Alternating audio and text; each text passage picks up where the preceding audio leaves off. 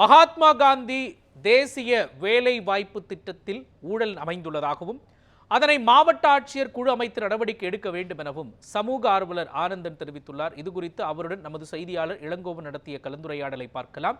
இந்த தொகுப்போடு இந்த செய்தி அறிக்கையும் நிறைவு பெறுகிறது. அண்மை செய்திகளுக்கு தொடர்ந்து பாருங்கள் News7 தமிழை.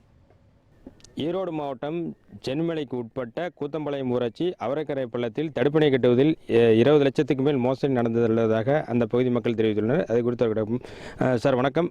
நீங்கள் எந்த பகுதியை சேர்ந்தவங்க? இங்கே வந்து தடுப்பணை கட்டுறேன்னு சொல்லி இப்போ தடுப்பணை எந்த எதுவும் இல்லாமல் இருக்குது, இதில் எதாவது மோசடி எதாவது நடந்திருக்குன்னு சொல்கிறீங்களா?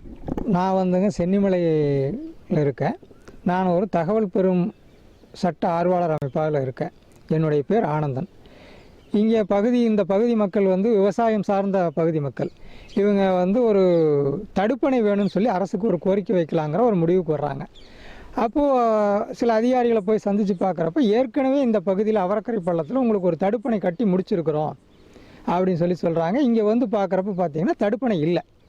இவங்களுக்கு ஒரு சந்தேகமாக இருக்குது. இன்னும் அதிகாரிகள் தடுப்பணை கட்டி முடிச்சிட்டோம்னு சொல்கிறாங்க, ஆனால் நம்ம ஊரில் தடுப்பணை இல்லையே அப்படின்னு போட்டு தகவல் பெறும் உரிமை சட்டத்தில் கேட்கலாம் அப்படின்னு போட்டு கேட்குறாங்க. தகவல் பெறும் உரிமை சட்டத்தில் அந்த இங்கே தடுப்பணை கட்டப்பட்டதாகத்தான் பொது தகவல் அதிகாரி தகவல் கொடுக்குறாரு. அவரக்கரை பள்ளத்தில் தடுப்பணை கட்டி முடிக்கப்பட்டுள்ளது அப்படின்னு சொல்லிட்டு திரும்ப மறுபடியும் வந்து சரி நகல்களை கேட்கலாம், ஏன்னா அவங்க ஒரு ஓரலாக கொடுக்குறாங்க அப்படின்னு சொல்லிட்டு நகல்கள் கேட்கப்படுது. அந்த நகல்லையும் அவரக்கரை பள்ளத்தில் தடுப்பணை கட்டப்பட்டுள்ளதாகத்தான் வருது. கிட்டத்தட்ட பார்த்தீங்கன்னா ஒரு ஆவணங்கள் ஒரு 180 பக்கத்துக்கு பக்கமாக கொடுத்துருக்குறாங்க. இதில் முன்னுக்கு பின் முரணான பல தகவல்களும் இருக்குது. சரி, இதை வந்து நம்ம முதலமைச்சர் தனிப்பிரிவுக்கு ஒரு மனுவை அனுப்பலாம் அப்படின்னு சொல்லிட்டு இவங்க அனுப்புகிறாங்க. அந்த முதலமைச்சருடைய தனிப்பிரிவுக்கு வட்டார வளர்ச்சி அலுவலர் வந்து கொடுக்குறாரு. என்ன சொல்லி கொடுக்குறாருன்னு பார்த்தீங்கன்னா அவரக்கரை பள்ளத்தில் தடுப்பணை கட்டப்பட்டுள்ளதுன்னு அவரும் கொடுக்குறார். ஆனால் இந்த பகுதியில் இந்த வரைக்கும் நீங்கள் நம்ம நிற்கிற இடம் தான் அவரக்கரை பள்ளம், இங்கே தடுப்பணை இல்லை. இன்றைக்கு மாவட்ட ஆட்சியர் அவர்களிடத்தில் ஒரு மனு கொடுத்துருக்குறாங்க. அந்த மனுவினுடைய சாராம்சம் என்னன்னு கேட்டிங்கன்னா, இந்த பகுதியில் எங்களுக்கு ஒரு தடுப்பணை வேணும். அப்படி தடுப்பணை கட்டப்பட்டு பணம் எடுத்துருக்குறாங்க. கட்டல அப்படின்னு சொன்னால் எங்களுக்கு அதை கட்டி கொடுக்கணும். இல்லை முறைகேடு நடந்த அதிகாரிகள் மேலே நடவடிக்கை எடுக்கணும். இதையெல்லாம் செய்யணும்னு சொன்னால் ஒரு நல்ல நேர்மையான அதிகாரியினுடைய குழு அமைச்சு அதை விசாரணைக்கு கொண்டு வரணும்னா இந்த பகுதி மக்களும் எங்களை போன்ற சமூக ஆர்வலர்களும் நாங்கள் கேட்டுக்கிறோம்.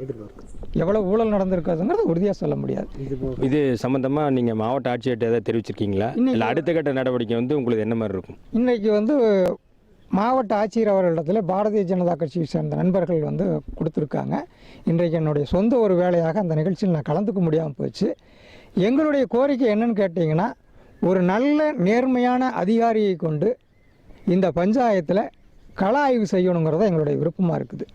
என்ன காரணம்னு கேட்டால், இது மட்டுமா இல்லை இது போல் பல ஊழல்கள் ஏதாவது நடந்திருக்குதா அப்படின்னு சொல்லி கேட்கணும். அதுக்கு சமூக ஆர்வலர்கள் அமைப்பு, பொதுமக்கள் இந்த மாதிரி ஒரு குழு அமைச்சு அந்த குழுவின் மூலமாக கள ஆய்வு செய்து இந்த பஞ்சாயத்தில் என்னென்ன நடந்திருக்குது மகாத்மா காந்தி தேசிய ஊரக வேலைவாய்ப்பு திட்டத்தில் அப்படிங்கிறத நாங்கள் கேட்குறோம்.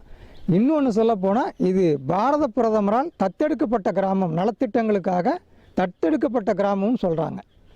அதனால் வந்து மக்களுக்கு பயனடையக்கூடிய திட்டங்கள் இன்னும் நிறையா வர்றதுக்கு வாய்ப்பு இருக்குது. எங்களுடைய ஒரே ஒரு கோரிக்கை, மாவட்ட ஆட்சியர் அவர்கிட்ட நாங்கள் பணிவாக கேட்குறது, ஒரு நேர்மையான அதிகாரியை கொண்டு இந்த பகுதியில் நீங்கள் கள ஆய்வு செய்யணும். இந்த நடந்த திட்டங்களில் என்னென்ன நடந்திருக்குதுங்கிறது அப்போ தான் நம்ம உண்மையை தெரிஞ்சுக்க முடியும். இளங்கோவன், News7 தமிழ், ஈரோடு.